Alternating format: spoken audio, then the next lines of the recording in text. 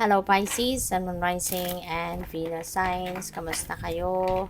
Sana po nasa mabuti kayong kalagayan. Welcome back po sa Star Tarot. At kung bago kayo rito, welcome din po kayo. Please subscribe, like, share my videos, and leave me a comment kung nakaresonate kayo. Thank you. So, Pisces, first card ninyo, we have the Six of Wands, we have the Seven of Cups, and we have the Nine of Wands. Ayan. So, Pisces, this is a really good time, no, or period in your life kasi meron ditong victory energy. You know, Six of Wands is a victory energy. Meron kayo ditong pagtatagumpayan, no, you're going to succeed in some areas of life ninyo, no. Meron ditong siguro trabaho, specific task that were given to you sa trabaho man yan or career related or pwedeng sa business din yan na finally ma-accomplish mo na.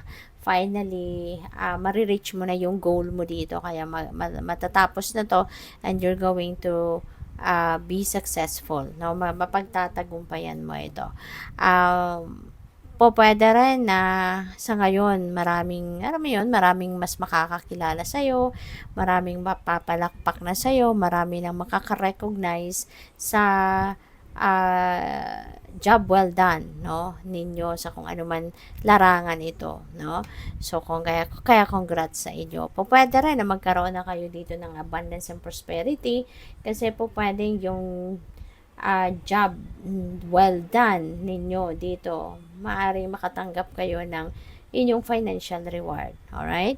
So, we also have the Seven of Cups. Seven of Cups is multiple opportunity. Okay? So, maraming mga oportunidad dito ang dadating sa inyo and pwede, no, na yung opportunity na to could be related to anything, to any area of life. Hindi lang, pwede naman kasi na mayroong mga opportunity dito na sabay-sabay. May opportunity kayo to travel, may opportunity dadating na for bagong racket, diba? Or bagong business, no? So, depende yan sa inyong sitwasyon, but it could be something na pwedeng makagulo sa isip mo or pwedeng malito ka, alin ba ang uunahin ko, alin ba ang gagawin ko, alin ba ang yung mga ganon, no? So, we also have the Nine of Wands, no? This is also very important sa ngayon kasi feeling ko, siguro you are very compassionate, you are very supportive of many people, very helpful kayo, very mabait kayo, very considerate, kaya maaring naaabuso kayo ng mga tao sa paligid ninyo. No? Kaya itong Nine of Wands na to, this could be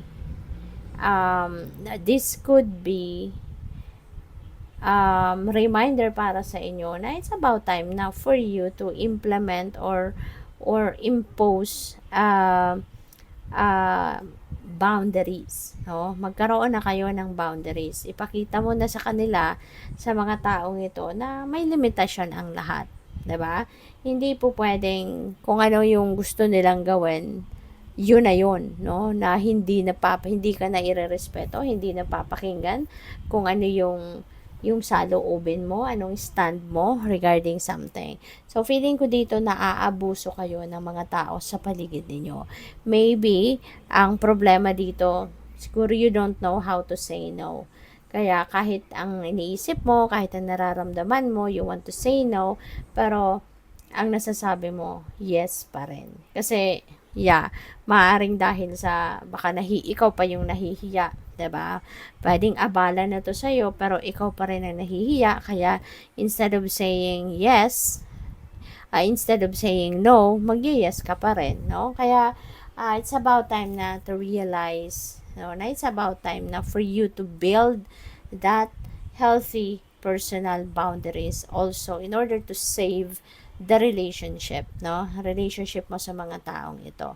Kasi, pwedeng in the end dito kung hindi ka mag-i-impose ng inyong boundaries, pwedeng in the end, magkasira-sira kayo kasi baka maipon yung inis mo, yung visit mo, hindi ka nagsasalita hanggang sa totally ikaw na lang ang umalis at mawawala na, yung masisira na yung kung ano man ang klaseng relationship na meron ka sa kanila. So, tingnan natin kung ano mga messages pa ninyo. And by the way, maraming salamat for subscribing. And maraming salamat din sa mga hindi nag-skip ng ads. At doon sa mga hindi pa nakakapag-subscribe, subscribe na po kayo. Thank you. And kung gusto po ninyo mag-join sa membership, just click the join button po sa baba ng video. Thank you. So, trust, magtiwala ka din. No? Reminder din ito para sa karamihan sa inyo na magtiwala kayo sa sarili ninyo. Malagi kayo magtiwala sa inyong mga kakayanan, mga capabilities ninyo. Kasi lalahanin ninyo na all of us, we all have all it takes, 'di ba, to succeed in life. Kaya magtiwala kayo sa inyong kakayanan, okay? Wag mong isipin na hindi ko kaya tong gawin kasi ganito lang ako. Wag naman kasi we are all equipped, no, with talents, skills and gifts, no, in order for us to carry out our goals, our dreams, 'di ba? At saka lahat tayo, may kakayanan tayo para i-improve natin ang sarili natin, may kakayanan tayo para maging successful tayo.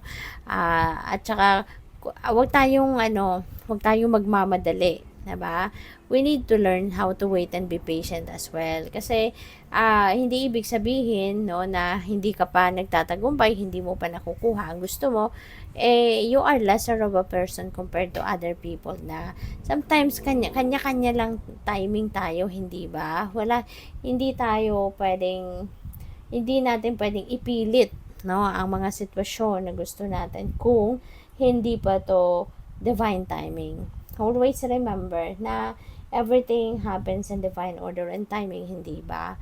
Kaya kailangan din natin na minsan magpasensya tayo at marunong tayong mag-antay, okay? At huwag ninyong mamalitin ang sarili ninyo. Kasi ginagawa mo naman kung ano yung dapat mong gawin, or kung para sa iba sa inyo na, alam mo yun, yung parang sa tingin mo kulang ka, 'di ba? Do something, 'di ba? Do something to make you feel better. 'Di ba? Kung gusto mo na mag-aral, kung gusto mo mag-research, gusto mo para mas ma-improve mo ang inyong sarili. Kung sa tingin mo you are not good enough. Okay? So, we have healing. Maaari ng iba sa inyo dito baka merong mga nararamdaman, mga physical ailments, pwedeng ganon. Or baka ang iba sa inyo emotional, 'di ba? Baka emotional aspect ang merong pinagdadaanan kayong medyo challenge. So, don't worry, healing will be there.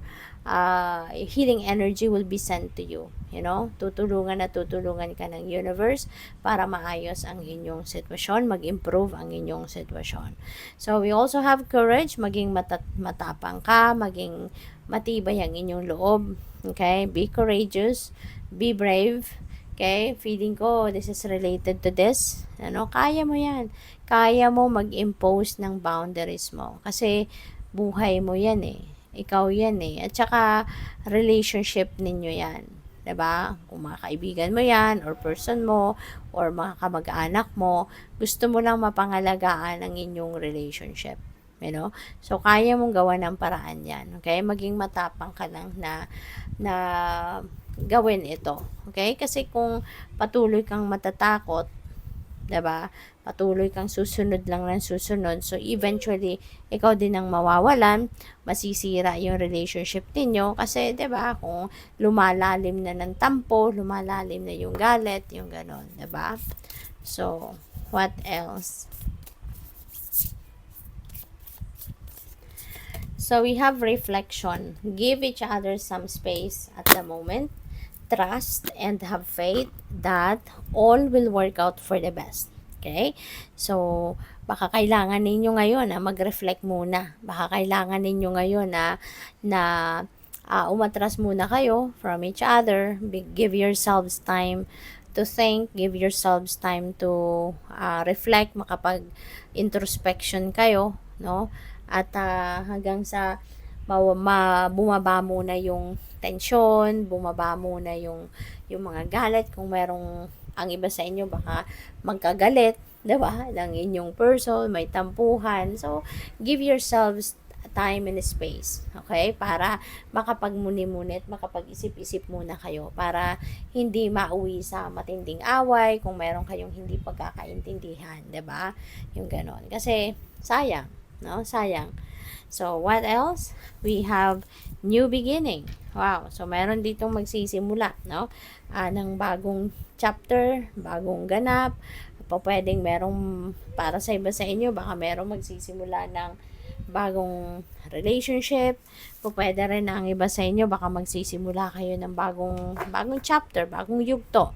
'Di ba? Pwedeng magkakaayos na at yun, 'di ba? Magsisimula kayo ng panibagong yugto because you're giving yourselves and your relationship itself another chance na mag-start over.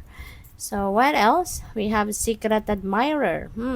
Someone has deeper feelings for you than they are letting on. So, merong sikretong, merong sikretong nagmamahal sa'yo or merong sikretong humahanga sa inyo, Pisces. Pwede rin na hindi hanggang secret admirer na lang siya kasi hindi niya ma-express, no, yung sarili niya, hindi niya ma-express, hindi niya masabi sa iyo kasi pwede rin na committed ka na, 'di ba? Kaya ano na lang siya, behind the scenes na lang. So what else? We have transporter. Baka yung trabaho mo, no, nasa courier company, maybe you are a courier, or maybe you're a driver, or pwedeng yung mga delivery guy, no, pwedeng ganon ang trabaho ng iba sa inyo, or maybe along those lines. Pwede rin na nasa kayo, transport industry, pwedeng nasa travel industry, no? Ang ano ninyo, trabaho. So we have science. Keep an open mind. Something is unfolding for you. Chemical, forensics, biochemical, or anything in the field of science. Ayan. So, baka ang iba din sa inyo, pwedeng scientist, 'di ba? Pwedeng ganon. So, ayun, along that line, no? Yung maaring career ng iba sa inyo. So, what else? We have designer. Ayan. So, ang iba sa inyo, very artistic, very creative, at kayo'y nasa design. No? Pwedeng kayo ay isang architect, pwedeng kayo ay isang fashion designer, pwede rin ang iba sa inyo, baka kayo ay interior designer, mga ganon. No? So, good luck. Thank you for watching. Love and light. Namaste.